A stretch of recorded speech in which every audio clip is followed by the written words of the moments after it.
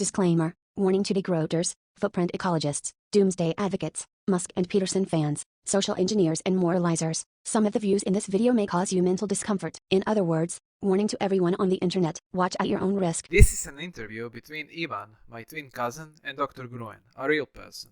Ivan was very sleepy and slow because it was 2 a.m., so I had to speed up some parts of the video. He also asked some naive questions, but they led to interesting answers. His Eastern European English was not very good, and Dr. Gruen spoke Australian English, so I had to add subtitles for the standard English audience. Ivan claimed that it was his first interview and he had trouble with the language difference, but I know he was lying. He always acts like that when he meets someone smarter than him, which is pretty much everyone.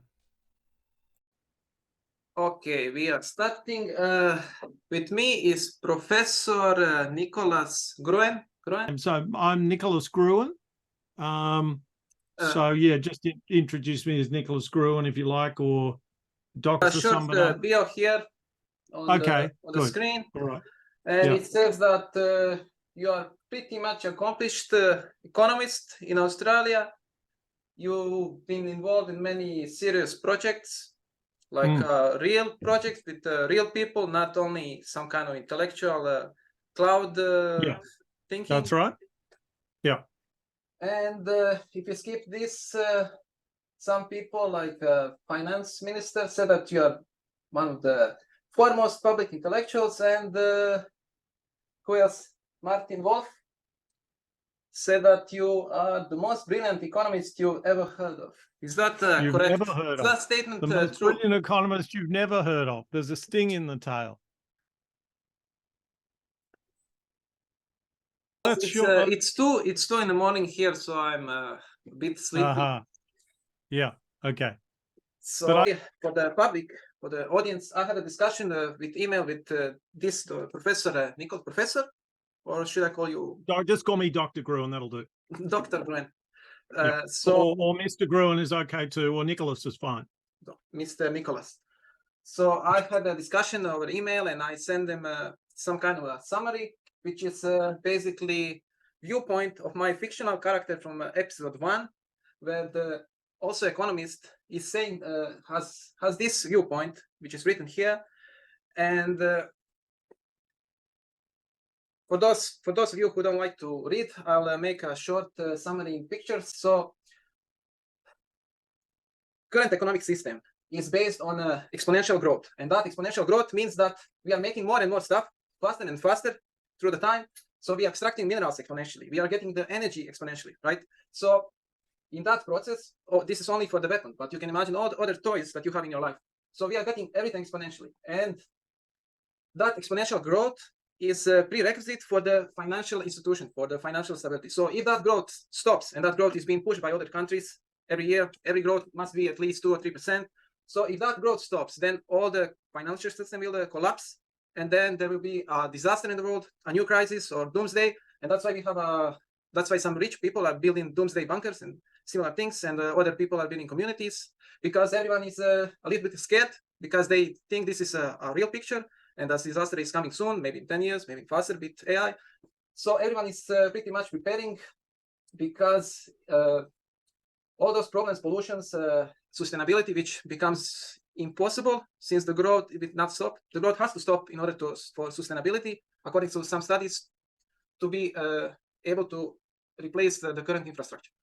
So all those things are connected and usually viewed in separations. And because of the human nature, which is pretty much constant, we are not going to be able to make some kind of global cooperation and get out of this unavoidable apocalypse. So the only way would be if we could be some kind of if we all would be like enlightened being with a god-like view of the situation, to see that all those problems are interconnected, like some kind of systemic view. And then only in that case, the solution would be some kind of utopia or a paradise. But in a current system, this left side, the city, is like a cancer. At least that says my fictional economist. So once we reach the critical points where there is not enough energy or food, the chains will be stopped. And if, for example, something funny, Professor? No, I was thinking of something else. You go on. Let's say that if the financial system collapses, that means that money will be worthless, and that means that the people, why would anyone bring food for something that's worthless in the city? So this is going to be just another city that's going to finish in a desert like other cities. So the best advice that my economist said, Dr. Fraser, is that we need to prepare ourselves by building communities like this one, or be close in proximity to some kind of places with food, so that we don't depend like people in the city on the external people bringing the food from the paper for the paper money. All right. Well, I think I covered most. Now we can go back to the initial text and go point by point, or you want to comment something on what I said? Yeah, well, let's just start. So your first statement is economic growth means more minerals and energy. Now, economic growth, most economic growth takes place by using less minerals and energy. That's what economic growth is. So, can you explain that? How is that possible? Yeah, that's what I'm doing, or that's what I'm moving on to try and do. So, in the beginning, let's say it's the 1920s or 30s, and the Soviet Union, the communist Soviet Union, is growing. Its economy is growing really quite fast. And the reason it's growing fast is that people are working harder and harder, and they're working harder hours, they're borrowing more money, they're building more steel mills, they're burning more coal. And so that's exactly the sort of thing you're talking about. That is economic growth, and it's using more minerals and energy. Now, in the West, they did a lot of that as well. But at the same time, every manufacturer of steel knew that they could make more money if they used less energy to make the steel. So quite a bit of effort went into economizing on the use of energy to make steel. And then the car makers who took the steel knew that they could cut the cost of making their cars if they used less steel in the cars. And so over a period of time, with everyone trying to do this, the economy became far more productive in the West, where, yes, there was this process which in economic jargon is called extensive growth, which is just more resources, but about 80% of the economic, about 80% of the per capita living standards of people's, the wealth that they feel, the ability to spend money and go to shops, about 80% of the growth in the money that they had per person was a result of intensive growth, was a result of technology change and our using resources more efficiently. And as a result, in fact, if you look at that curve that you had on the screen earlier, if you look at the curve as far as the manufacture of light is concerned, human beings creating light, firstly, when we were on the African savannah, the only light that we could ever use was from a fire. Then we used candles. Then we burnt wax and so on and so on. Then we had incandescent bulbs from the 19th and most of the 20th century. And now we've got much more low energy lights. So and that curve looks exactly like your curve. So now, am I saying that all our problems are over? No, I'm not, because you've got two exponential curves. One is the exponential curve of efficiency, of greater productivity, and the other is the exponential curve of more population growth and people just wanting more stuff. Let me, did you want to ask a question? Or, yeah, go. I want to make an objection. So you are mainly speaking about efficiency, but as we know, the more efficient things get, we use more of them. I forgot what kind of a name for that paradox is, but we are not using less energy just because we became more efficient. Correct. So if we became efficient in extracting oil, we'll use more of that oil for the other things. So in a way, we are still growing. Well, more. that's not quite true. That's not quite true. We are still increasing our use of oil, but our production of energy from that oil is much greater than it used to be. But you're quite right that we have to turn the curve back down the other way. So that was what I was going to go on to. Take this example. In Sydney, in Australia, the first city in Australia, by the, I'm not sure when it was, but probably sometime in the 19th century, people decided that Sydney was becoming uninhabitable because sewage, people's and animals' shit, basically, was simply pumped into the harbour and the ocean. And that's not sustainable. Now, does that mean that the population of Sydney can't grow beyond 30,000? Well, it's currently at about 5 million. And the quality of the ocean isn't perfect, but it's better than it was in the late 19th century.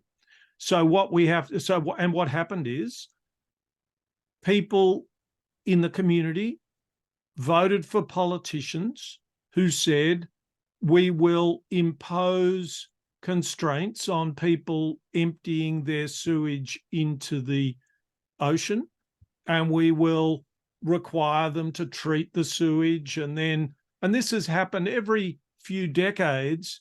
They've ramped up the environmental protection because in the 70s, when I was a fair bit younger, there was a lot of political action around the fact that you could get ill by going and swimming in Sydney beaches. Now, that's the sort of problem that we've got with carbon emissions. All of the waste problems we have, they're very serious problems. I don't want to tell you that they're not serious problems. They are very serious problems. And the problem is that they're occurring at a global level, so no one government is responsible for them. So those are very difficult problems to deal with. But we're not going to solve them by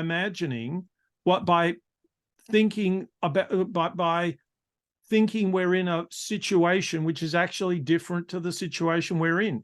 We're in a situation where people will demand decent standards of living, and we can provide them with those standards of living if we are prepared to take some probable reduction in the rate at which economic growth occurs, the rate at which we get wealthier, and we get serious about saying we want to be as productive as we can and pumping out more and more waste, which the environment cannot absorb. That's not productive. That's privately productive, but socially destructive. And that's the problem we have to solve. Yes, but you're talking about, let's say, first world. There goes the most goods, the most energy, and they don't need a better standard of living. The people who are down, they want one. They will continue to vote for one, and you can say they don't. You say people want well-being, but in that well-being is assumed that they want more stuff. Well, we don't know what they want.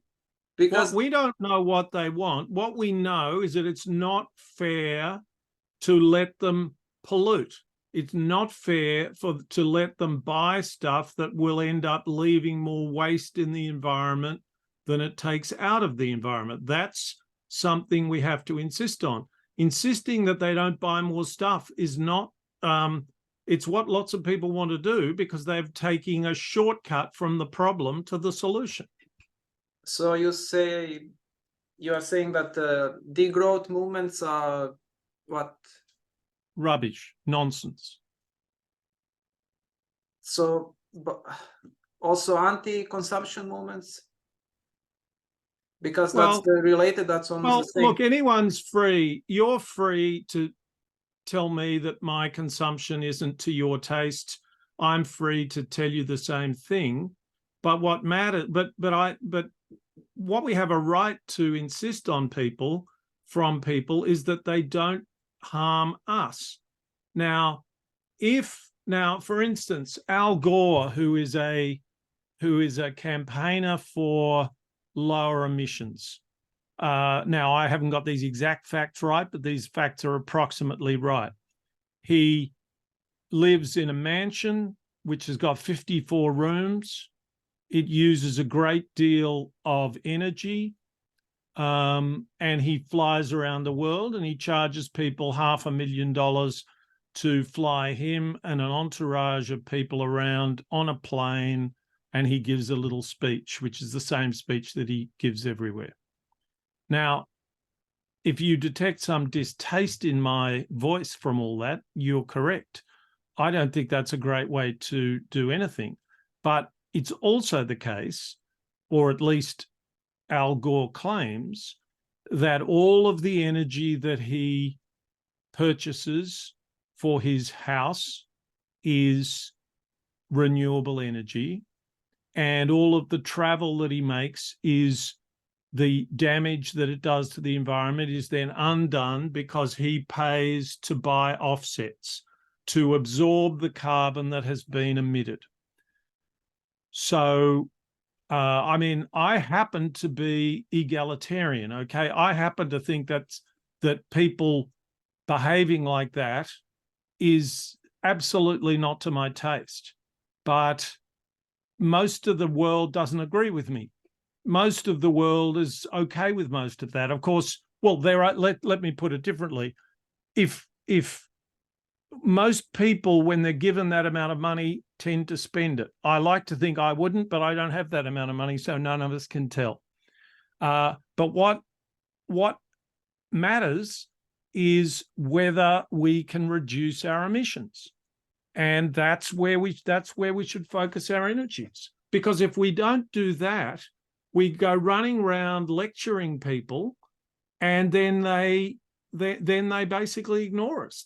Or they pay lip service to us, but they actually find ways around all of the ways in which we've wanted to lecture them and tell them that we know better than them how they should lead their lives.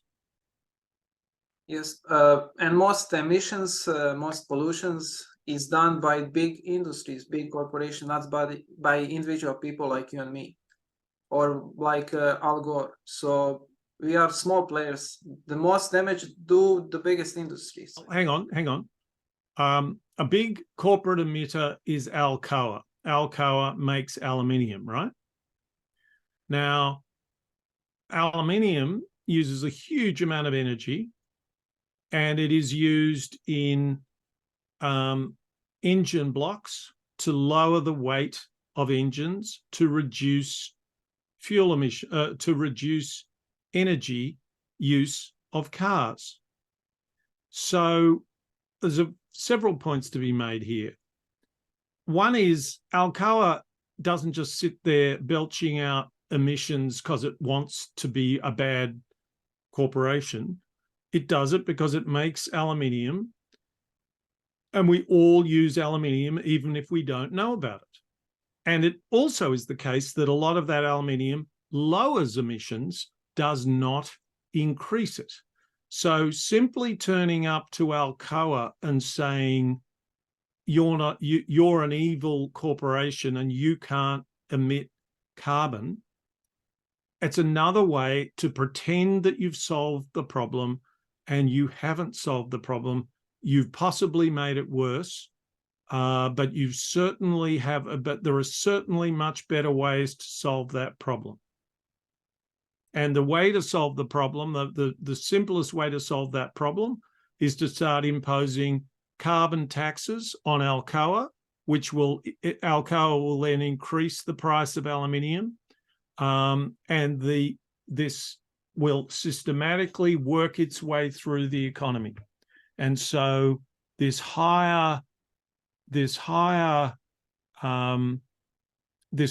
that we're imposing on ourselves because one person can impose the costs on another. That's effectively what Alco is doing. It's pumping out carbon and it's making the whole world worse off. That becomes internalized, and it starts to focus on how it can lower its emissions. And some emissions are very hard to reduce and other emissions are very easy to reduce.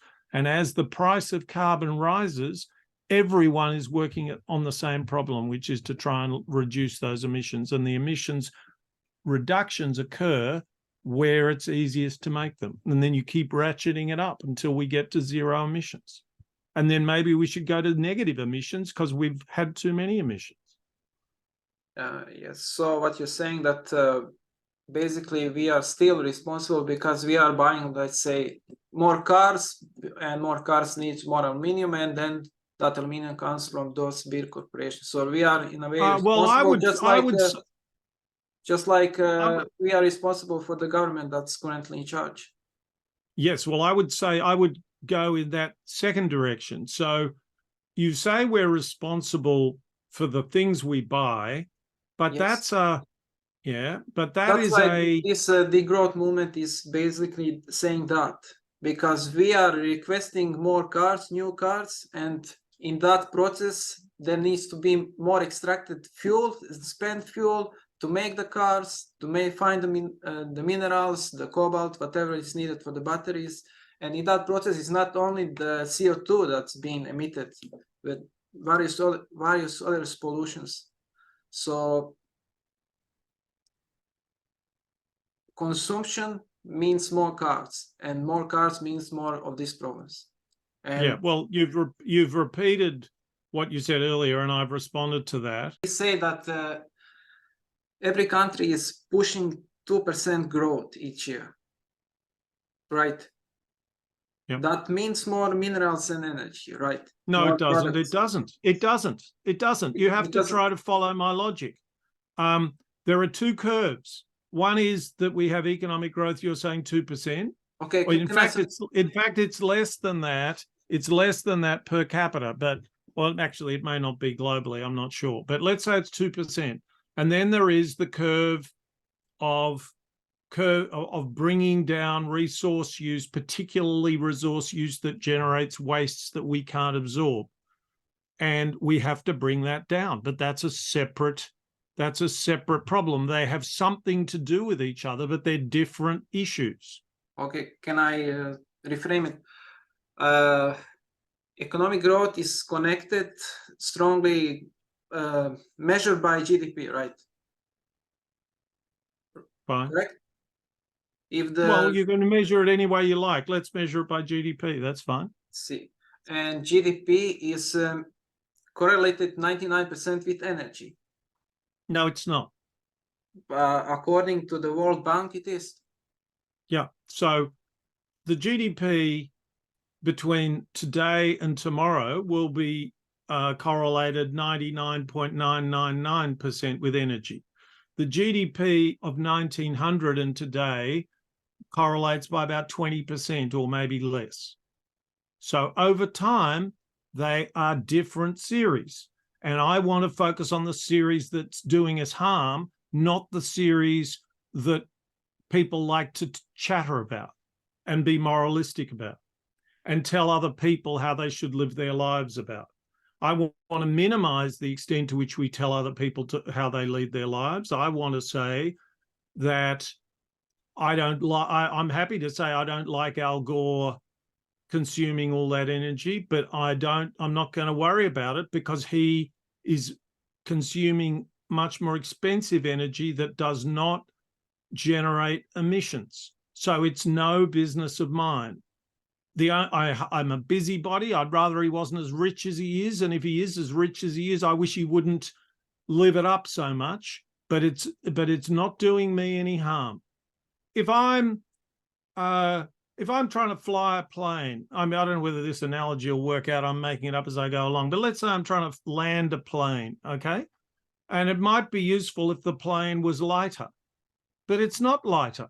So I've got to focus on the things that will help me land the plane, not a whole bunch of other stuff. And focusing on actual growth. Growth isn't our problem. Pollution is our problem. In Sydney, population of Sydney in the late 19th century wasn't the problem. The fact that they didn't treat their sewerage was the problem. Okay, okay. And that's, We can start okay, do compare. you understand the distinction I'm trying to make? Okay, so the growth is not a problem, the pollution it is, right? Correct. Do you agree with the assessment by ecologists that we are at a critical point with the pollution? Because the products that Yes. we make Yes. usually contain. Yes. Yes, I do.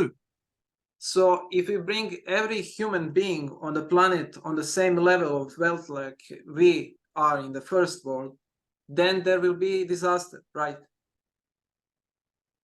No. And You tell me, no, you have to show me that you're listening to what I'm saying, because since we're not going to do that tomorrow, we're going to try and do it over the next 50 years. Tell me why that's not true, that we could raise people's standards of living without increasing emissions, just like we increased the population of Sydney without making the environment worse. Do you need to go with that, because I can't keep repeating myself. we can have a sustainable growth as long as the the sustainability aspect is incorporated, so that all the pollution, like a zero waste idea, or in Amsterdam. Well, I don't know about the zero waste is another problem. Well, let's forget about. See, we're bringing in all these other problems. We could be saying that everyone should be kinder to each other, which they should be, but that's not our the problem we're focusing on right now is that there are certain wastes that are not being properly absorbed and which are imperiling our species. So that's the problem I want to focus on. I don't want to focus on other problems. There are forms of extraction from the earth that are no problem, and there are other forms of extraction from the earth that can be a problem, but almost all of the problems are via the waste channel, because what happens when you are exhausting resources is, guess what happens? Their price goes up. So the market solves those problems quite well. It doesn't solve the problems of waste. And some of those problems are not a big deal, and others are really a big deal. So that's what we should focus on. Yes, but the problem is that there is no solution for the waste. And the market is there is a solution to the waste, not make to reduce. We all know that it's technically possible to reduce carbon emissions to zero. Net carbon emissions to zero. That's what we can do. I don't think we will. I'm not terribly optimistic, but that's what we need to try and focus on. But and I see the landfill around me or in other places or in the ocean. Landfill's it's growing fine. up. It's growing up. Landfill's fine. What? Landfill's fine. Just do some sums. We're no more likely to disappear under landfill than we are to disappear under supermarkets or cinemas or anything else. Landfills have just swum into people's consciousness because they're ugly and smelly, and they remind people of things about capitalism that they don't like. I don't like them either particularly. Landfill is not a problem. The problem of landfill is nonsense. But let's say things like air, water, it's not getting worse year by year. No. It's getting worse it's getting worse. I mean, when I was a kid, in 1967, I stayed for some weeks in LA, Los Angeles, and I was ill every day because of the pollution. It wasn't as bad as it is in Beijing now, but guess what's happened in LA? It's been cleaned up. Not totally, but it got cleaned up. So we could have said about LA, we've got a degrowth LA. We can't have, I suppose the population of LA then was 3 million. We can't have 3 million people in LA. Let's have 30,000 people in LA. Well, you never would have done it. No one would have cooperated with you. And it wasn't necessary. What's necessary is to say that if you want to, you're not allowed to pump waste into the environment if it's going to harm other people or other species or anything else.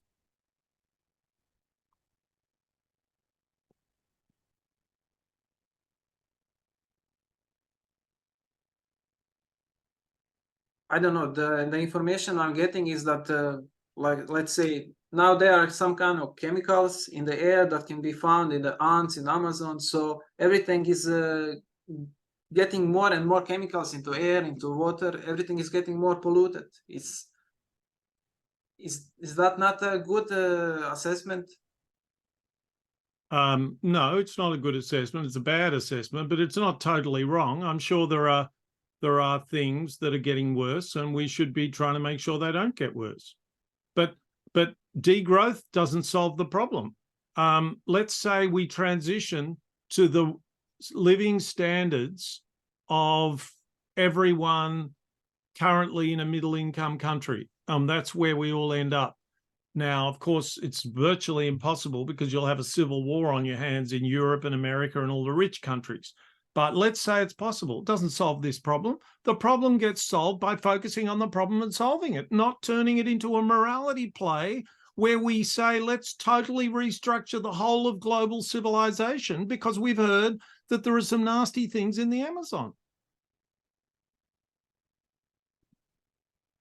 Yes, but we all depend on Amazon. And why? So what's your plan? So what's your plan? Tell me your plan. No, I don't have a plan. I just want to understand, is it true or Well, not? I've got a plan. I've got a plan. You tell me Everyone the has problem in plan. the Amazon and we'll try and solve it. Let me give you another example. Right now, around the developed world, we are banning single-use plastic bags. I expect you think that's a terrific idea. No. I don't care about it. It doesn't matter. It won't do any harm, except it's inconvenient, but it won't do any harm. But the reason we do it, if you look at campaigns to get rid of single-use plastic bags, tell me now, if you were designing an advertising campaign to support getting rid of single-use plastic bags, describe to me what images you'd put in it. Ocean picture from the ocean. Ocean pictures, that's what you'd have, wouldn't you? Well, 3% of the plastic, I'm not sure of this exact figure, but if you look at I think the plastic that ends up in the ocean, something like 3% of it comes from developed countries. Now, I may have that figure wrong, but what I'm getting at is that a very, very large part of the plastic in the oceans comes from less developed countries who have not got sophisticated waste management systems, and off it goes into the oceans. And so we go to considerable trouble, but to ban single-use plastic bags, because it's a kind of theatre for us, but it doesn't actually help with the problem. It makes us all feel virtuous, but it doesn't solve the problem. Coles and Woolworths, which is the name of the two big supermarket chains in Australia, have both voluntarily gone to banning single-use plastic bags.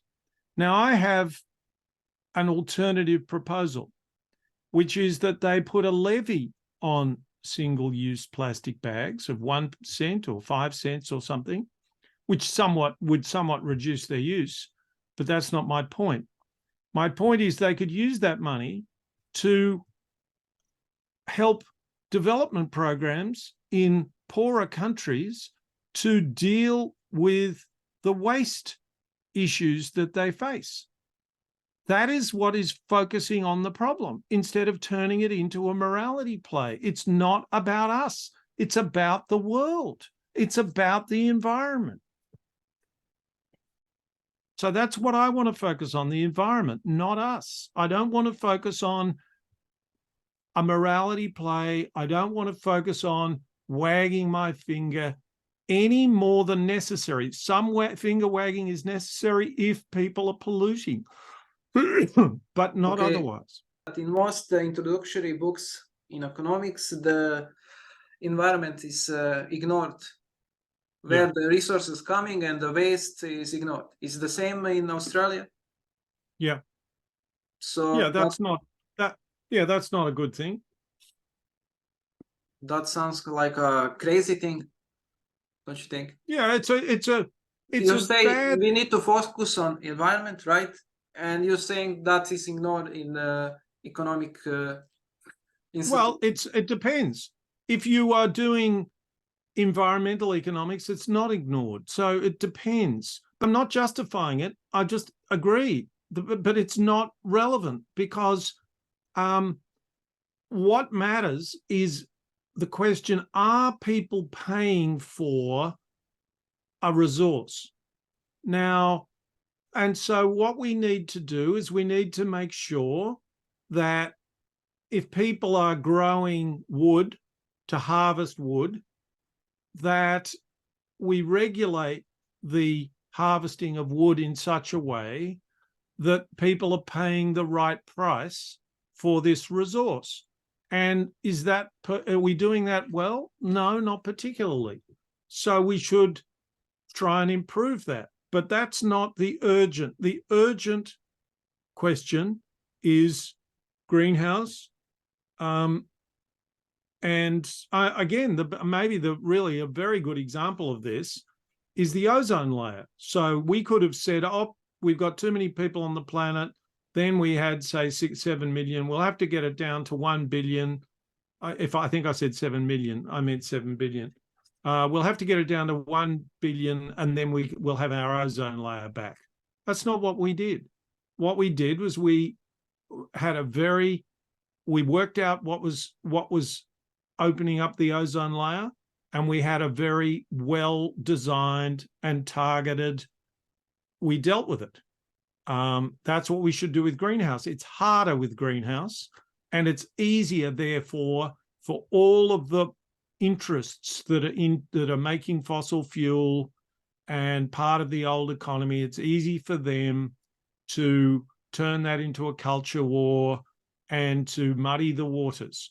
But we should be trying to target the problem rather than use it as an excuse to foist our ideologies on people, because it won't work apart from anything else.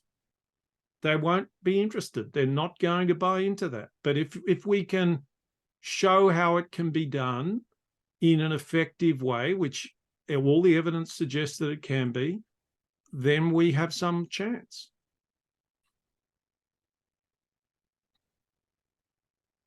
What about ecologists that say that there are too many people on the planet Earth? They talk about carrying capacity. We got too many. Ecological. We probably got too many ants too. What? Sorry. No, yeah, it's waffle. It's just waffle. I'm talking about MIT limits to growth. Good on them. Good on them. It all depends on your assumptions, and I mean. Yes. What do you want to ask me how many people I'd rather have on the planet? I don't know. Yes, but you say that environment is important, right? Yes, correct. Your domain is economic. Their domain is environment, ecology. Is economic subdomain of that environment, ecology, or not? Because it seems like you are stepping outside. It just depends. It has to. If we're talking about how we get, how we decide what a target is and how we get there. Obviously, I want to get advice from ecologists. Yes, but it seems like you are ignoring their advice. If their advice is that they know what the population should be, I'll ignore that because they're not telling me. They're not focusing on the thing that I believe is what we have to focus on, which is the particular things we have to do to accommodate however many people, whether it's 1 billion or 8 billion or 16 billion. If they're simply telling me that because they're ecologists, they've got this number and that this number is telling me the carrying capacity of the earth, then I don't think they understand really very simple principles about economics. And they're not listening to my example, which I've given you, which is of Sydney. The viable population of Sydney with a certain kind of environmental protection is 30,000. With another kind of environmental protection is double and triple and 10 times and 20 times that. So that's, if I don't detect any sense of those considerations from an ecologist, well, then we'll end up disagreeing. That's fair enough. They're welcome to disagree with me, and I'm welcome to disagree with them. Yes, but they're mainly observing the things in nature and then comparing it with humans. Like the grasshoppers in the field, it goes rapidly population and it falls like boom bust. And so it seems like they have their field, their words should be higher ranking because they are experts there, you are expert here. So this is smaller domain. I'd say we each have to listen to each other, and I'd certainly be very interested in advice from ecologists who'd listened to these concerns I've got. I would hope that an ecologist would want to listen to the sort of input that I'm giving you. But, you know, who knows? Would you be willing it's a free world. to have a discussion with some kind of ecologist that saying things like I said? Yeah, sure. Okay, but when you talk about Sydney, you said it's a good example of sustainability or management of the problem and waste, right? But well, in a very specific, I'm giving you a very specific example to do with sewerage. Yes. So that, and I gave you an example of LA, Los Angeles regarding air pollution. But you can also say that those are isolated, seemingly isolated places, but they depend on the rest of the world, on all continents, because materials and things and goods are coming from the rest of the world. So maybe you don't see the damage that they're doing in the Japan or the India, but Sydney is responsible for that. So you cannot just say Sydney is okay if you don't look at what the Sydney is doing in other parts of the world. Exactly, I agree. Let's say I'm a country, I'm Australia, and I need to reach a goal of economic growth of 3%. So I need money, and I get a loan from some fund or bank or other country, and in order to return that loan with interest, I need to do some kind of work. I need to invest I need energy, I need minerals, I need something to produce, well, the energy, sell and make money so I can return that. And that means that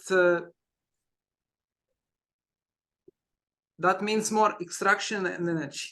Is that a good picture? It's not true. It's not true. Business people will tell you that you need to grow the economy. Various people argue, this is an argument I had with Tyson with Tyson Yunkaporta, where you first saw me speaking to him. And we went through this, and the idea is that everything collapses if you don't have growth. It's just not true. Things keep going. I mean, just imagine a little island with 1,000 people on it, and they grow vegetables and make plows and do whatever they do. Things tick along. Okay, but we are seeing that the debt is going like exponentially everywhere, and yes, well, not it's everywhere, not sustainable but at all. or is gonna? Yeah, that's right. Well, that's to do with running the monetary system. That's completely true. We've had continual expansions of debt, and that isn't sort of self-evidently, that's not a great way to run a financial system. Yes, but what's gonna happen in, I don't know, 5 years? It cannot go. You'll get a recession. Well, the way debt is sorted out. I mean, this happens continually, and we get over leveraged, and then we have a depression, or we have inflation, which is one of the things we're doing now, and that lowers the value of money. And this is what we did after World War II. We had massive debts from fighting World War II, and with the steady inflation, well, a sharp bout of inflation after World War II, and then a much steadier inflationary build up over the 50s and 60s, a lot of, and with a fair bit of growth, a lot of that debt went away. And the more painful way you get rid of debt is you have debt deflation, which is that companies have debt on their books. Some of them go broke, in which the debt's gone once someone's gone broke. So these are imbalances in the system, and they're not very good ones. They're not healthy. But it's not the case that a financial system collapses if it doesn't get growth. Read some history. Look at what happened during the Great Depression. Look at what happened, through different times. This has been going on. These cycles of boom bust have been going on since the tulip mania in Holland in the 17th century. But now that we are more trade connected with everything, with food, it's going to be much worse. And a lot of people stayed there poor and hungry during that depression.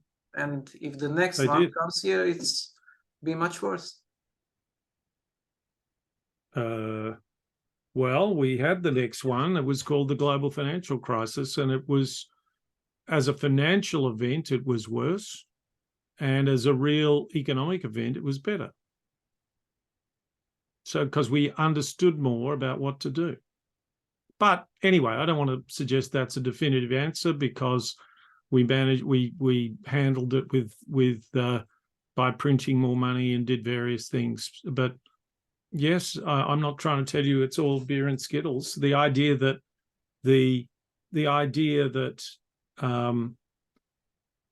that we all end up on subsistence is just not is not close to being true. Even this story with inflation is also, because if the inflation is like 2% for most countries or more. Well, it was about 2% after the in the sort of long boom during the or maybe it got up to about 4% by the end of it, but it was about 2% in the long boom in the 50s and 60s, with some spikes at various points. So if it's 2%, then in 36 years, if I saw correctly, the value of currency goes half down. So yeah, okay. So we are printing more and more money in a way, and the money is worth less and less. So that point is gonna be pretty quickly when it makes no sense anymore. Well, you need another 36 years and another 36 years and so on. So I'm looking for the downside. I mean, inflation, 2% inflation is just, I mean, it's a magic thing. It's a thing you hold in your hand or is on your wallet, and it's denominated in dollars or pounds or yen, and the value of these things moves around. No problem. The economy over time will adjust to inflation. I mean, anyway, certainly the experience I have of inflation, having lived through some inflationary periods and having read economic history, is that by and large, in the scheme of things, I mean, you can't amount this counterfactual that says that over 36 years prices, the money will be worth half the value, and assume that people are paid the same wage. Give me an example of that ever happening. It's a much better way to think about it as a denominator. It's about the value of these units that you trade. They're there so you can go and buy a pizza or a house or whatever you want. And there are some periods in history, like the 19th century, where there was pretty much price stability for decades. That wasn't better than 2% inflation. It's a complicated story. You need to kind of understand a bit about it.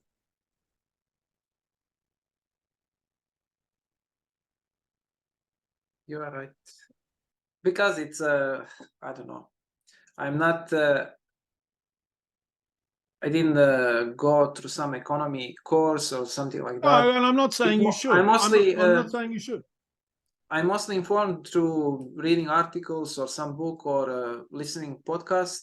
So it seems like I'm stuck in some kind of tunnel where I'm getting the same people, I think you same are. information, Absolutely. same worldview. Yeah, I'd say you are. And you can, I can recommend you listen to some people, not because I agree with them, but because they provide you with some quite good counter considerations. So there's a guy called, I think his name's Henry Simons, and you may have heard of Paul Ehrlich. So in the 1970s, Paul Ehrlich told us that we would all be starving to death by now, because he was telling us that the population bomb was going to lead to starvation. That was what he said. He's got no shame, this guy. He just goes from one scare campaign to the next. Now, Henry Simons, no, it's not Henry. Herbert Simons, absolutely not. No, that's the singer. It's a guy, his surname's Simon anyway. And he bet Paul Ehrlich, he said, name some minerals, and I will bet you that in however long, at 10 years or 20 years, they will be cheaper than they are today, because Paul Ehrlich's case was that we're mining everything out, so everything's getting scarcer. And he won the bets. So as I say, I don't want to argue everything he argued because I don't agree with it. But some of the basic ideas, and the basic idea there is that markets deal with scarcity pretty well. That's right, in my opinion, better than any other mechanism we know. Markets do not deal well with waste, because waste is not priced. I just toss my waste. If I can toss my waste over into my neighbor's property, unfortunately, too many people are prepared to do that. If I have to live with my own waste, I look after it. And the people that you're reading and listening to on podcasts are in an echo chamber about how terrible everything is, how it's all unsustainable, it's all going to crash. And I don't really mind people saying we're in a perilous situation, because I happen to think we are. But these people are actually making it about them. They're turning it into a morality play rather than trying to solve the problem. And if you want to solve the problem, you have to work out as precisely as you can what that problem is, and then try and work out what the best tools of dealing with that problem are. Yes, some of them say that we are in some kind of a carbon area where we get a lot of cheap energy, fossil fuels, and we are running out of them, and we need to be prepared. Is that? Yeah, well, okay. Forget that. It's not that we're going to run out of them. It's got that we've got too many of them, not that we've got too few of them. The problem is waste from fuel, not running out of it. Okay, we've got enough coal to last for hundreds of years. We need to leave it in the ground. Then we need to go to sustainability to replace it with solar and wind, right? Yeah, hopefully nuclear as well. But that's what we have to do. And then building the whole infrastructure that's needed for the renewable is pretty much not possible. Because it's very hard. It's very hard, and we're kidding ourselves about that too. So Yeah. I agree. We should be really working on that stuff. But I can tell you, it's a lot cheaper and a lot easier to do that than to get our fingers out and wag them around and tell the planet that we need to get rid of 3 billion people. That's not going to work. No one is saying that we need to get rid of, just not make more. So when Elon says... Well, how convenient. How convenient. And those people 20 years ago would have said we can't have a person over 6 billion. So you are in a way on a Jordan Peterson, Elon Musk team when they say we need more people. No, I'm not on there. I think they're odious. So you need to work out where the middle ground is between the echo chamber you're in and the echo chamber that's got Jordan Peterson and Elon Musk in it. There's plenty of room between those two echo chambers, I can tell you. I don't think of myself as a global engineer and someone who pontificates about what the right number of people is. That's not something that I think is my business, really. I want to make sure that when people live on the earth, they live in a way that doesn't harm other people on the earth and leaves the earth in a good state. And that can be 1 billion and it can be 20 billion. Would you say that the way the market works, the way it's designed by most people is unfair, and this inequality between poor countries? Yeah, I would. Yeah.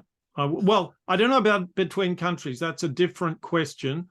Because there is plenty of food. So market will only bring to those who gonna pay for the food.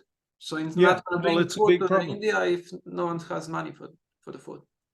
Yeah, I know. So that is very unjust. There's no doubt about that. Saying it is unjust is not the same as saying that you know how to make it a lot better. I'm in favor of more aid. I'm in favor of a higher taxes on the wealthy, but the way economies work is that they work with people trying to make money. And so simply saying that it is just for everyone in the world to have as good an income as anyone else, I think that's true. But it's a parlor game. It's a piece of dinner party conversation. If you don't know how to, what matters is the extent to which we can move it in that direction. And that's a practical question, and it's not a straightforward question, because you have to try. The reason we grow so much food is that wealthy people buy it. If we want to grow food and get more of it to poorer people, there is a whole lot of things to try and work out about how to do that. Because farmers chase profits like everybody else. Makes sense. But that isn't so. But it's not me telling you that the world is fair. It's not fair. It's unfair. But it is me telling you that if you want to make the world more fair, you've got to get your thinking cap on and go easy on the moralizing, go easy on the finger wagging, and try to do some careful thinking about how you could bring about some changes that would do more good than harm. And that sounds obvious, but lots of changes don't do any good, like banning single-use plastic bags. The woods are full of these changes that we're making that won't do anyone any good. But I have to go, I'm afraid. Can I just one question about something that I also fear sometimes, because if the crisis is coming very soon, should I also move to some countryside, some kind of village, and grow my own food in case of that crisis? Is it coming soon? Is it likely? Is it a good idea? It's a good suggestion to join community and be close to the food? My view is that there is some benefit, that there is something to be said for that, but not for the reason. There's no big ecological crisis coming in the next 10 years that would bring about change of that order of magnitude, but a nuclear war will do it. So you may want to consider that. We don't know whether a nuclear war can start tomorrow. And I'm much more frightened about a nuclear war than any of this stuff, which is not to say that I don't care about the stuff that we've been talking about. Thank you. I'm sorry, I know I got you angry a few times, so it's fine. That's fine. I told you that I'd tell you it was nonsense, and I did my best to try and explain it. Okay. Okay. I'll not waste your time anymore. Thank you so much for this. Well, thank you. If you want to get back, I'm happy to talk more if you want to. Okay. All right. So I got a bit frustrated, but don't think, I know you were just doing your best, and so was I. Okay. Thank you. Thank you. Bye-bye. Bye.